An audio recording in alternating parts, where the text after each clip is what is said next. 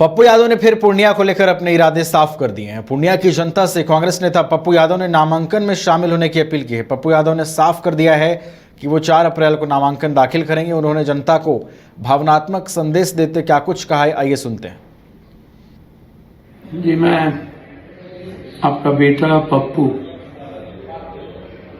प्रणाम, सलाम, जोहार। मैं विशेषकर अपनी माँ, बहनें और बेटियों से आशीर्वाद के लिए, दुआ के लिए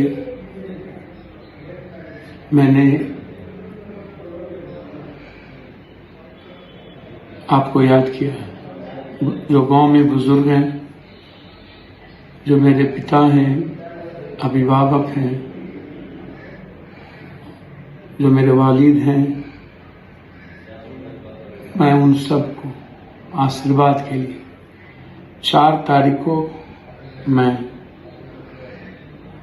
पूर्णिया सीमांचल कोसी की व्यवस्था के खिलाफ एक आज़ादी के लिए और दुनिया में पूर्णिया की पहचान जो आज विश्व के मानचित्र पर है, ये सब आपके आशीर्वाद और दुआ के कारण। मैं 4 को आपके आशीर्वाद से पूर्णिया लोकसभा से नामांकन देना चाहता हूँ। 10:30 से 11 बजे पूर्णिया टाउन हॉल से आप लोगों का आशीर्वाद लेकर कलेक्ट्रेट जाऊँ। लोकसभा चुनावों के लिए बिहार में कांग्रेस ने 3 उम्मीदवारों की घोषणा कर दी है। किशनगंज से मोहम्मद जावेद को टिकट मिला है। कटिहार से तारिक अनवर प्रत्याशी बनाए गए हैं, तो वहीं भागलपुर से अजीत शर्मा को टिकट मिल रहा है। हालांकि भागलपुर की अगर बात करें तो उनकी बेटी नेहा शर्मा के नाम की भी चर्चा थी और कहा यह भी जा रहा था कि हो सकता है इस बार चुनावी मैदान में उनकी बेटी नेहा शर्मा उतरेंगी, लेकिन ऐसा नहीं हुआ है। एक बार फिर से चुनावी मैदान में अजीत शर्मा भागलपुर से ताल ठोकेंगे। कटिहार से तारिक अनवर को टिकट मिला है, तो वहीं अगर हम किशनगंज की बात करें तो मोहम्मद जावेद को टिकट मिला है और भाजपा ने अब कांग्रेस ने अपनी रणनीति जो है वो स्पष्ट कर दी है। भाजपा को कड़ी टक्कर देने के लिए भागलपुर से अजीत शर्मा को प्रत्याशी बनाया गया है।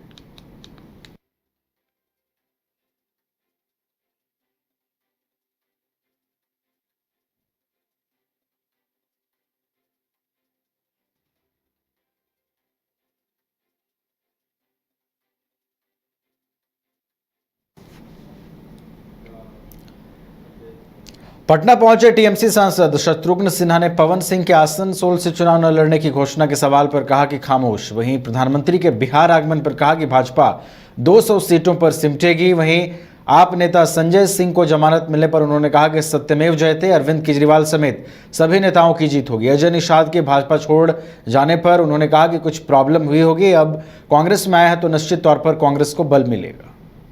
चुनाव अगर शुरू हो गया है तो लोग आएंगे ना, प्रचार तो करेंगे। की बातें हो रही है बीजेपी की ओर से। वो तो कहीं बाजार से खरीदने तो शायद संभव है, लेकिन इस बार तो बाजार से भी खरीदना संभव नहीं है।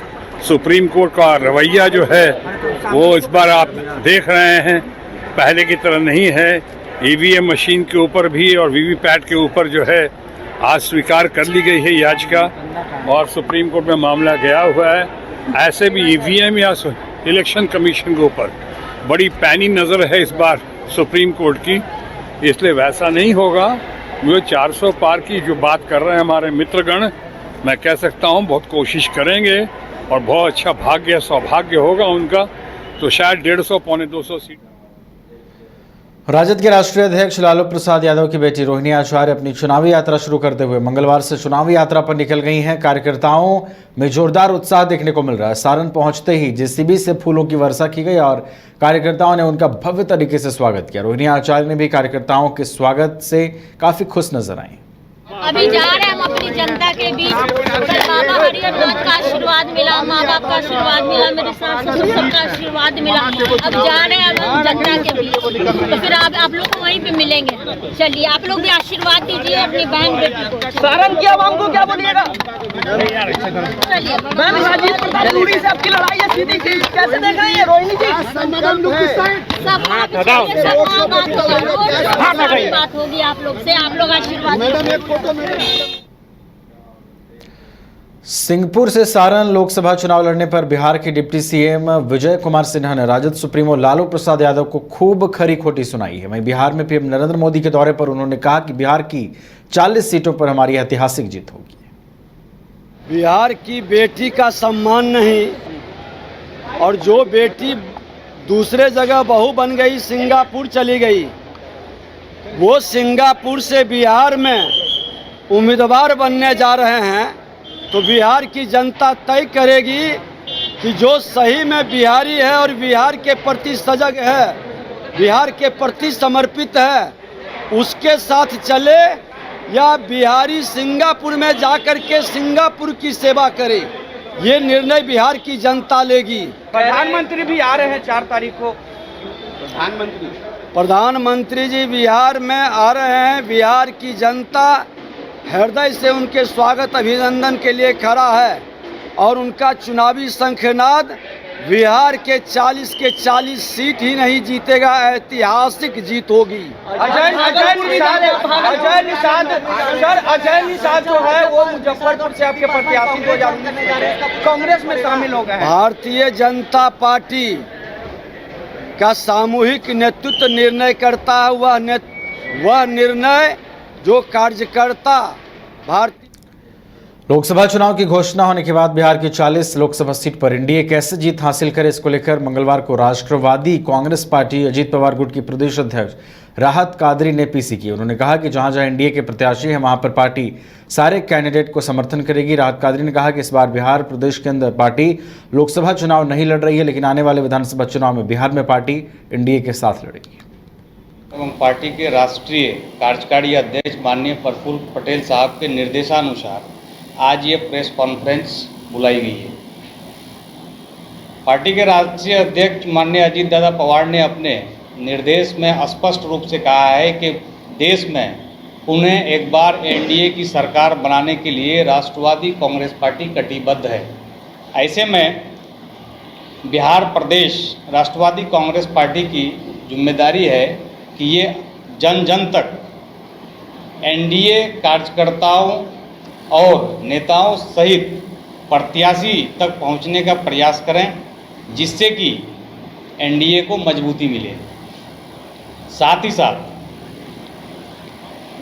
मैंने आज बिहार प्रदेश राष्ट्रवादी कांग्रेस पार्टी के नेताओं और कार्यकर्ताओं को निर्देशित किया है और जिलावार प्रभारियों को भी जिम्मेदारी सौंपी गई है कि जहां से भी एनडीए के प्रत्याशी प्रथम चरण में हो, दूसरे चरण में हो, तीसरे चरण में हो हैं, उनकी जीत सुनिश्चित कैसे हो, इसके लिए लगातार कार्य करना है। दूसरी बड़ी बात है कि बिहार में एनडीए को 40 की 40 सीट कैसे मिले, इसके लिए भी हम लोगों ने रणनीति बनाई है।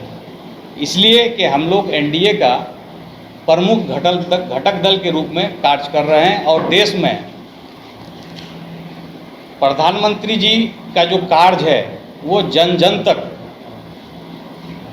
और कार्य के साथ जो उन्होंने पिछले कार्यकाल में किया है वो जन जन तक कैसे पहुंचे, वो भी काम हम लोग कर। एवं पार्टी के कांग्रेस ने बिहार के और 3 सीटों के लिए उम्मीदवारों के नामों की घोषणा कर दी है। भागलपुर से अजीत शर्मा कांग्रेस के उम्मीदवार होंगे। भागलपुर कांग्रेस पार्टी ने लोकसभा चुनाव 2024 के लिए बिहार में 3 सीटों पर उम्मीदवारों की घोषणा कर दी। भागलपुर से अजीत शर्मा, कटिहार से तारिक अनवर और किशनगंज से मोहम्मद जावेद को टिकट मिला है।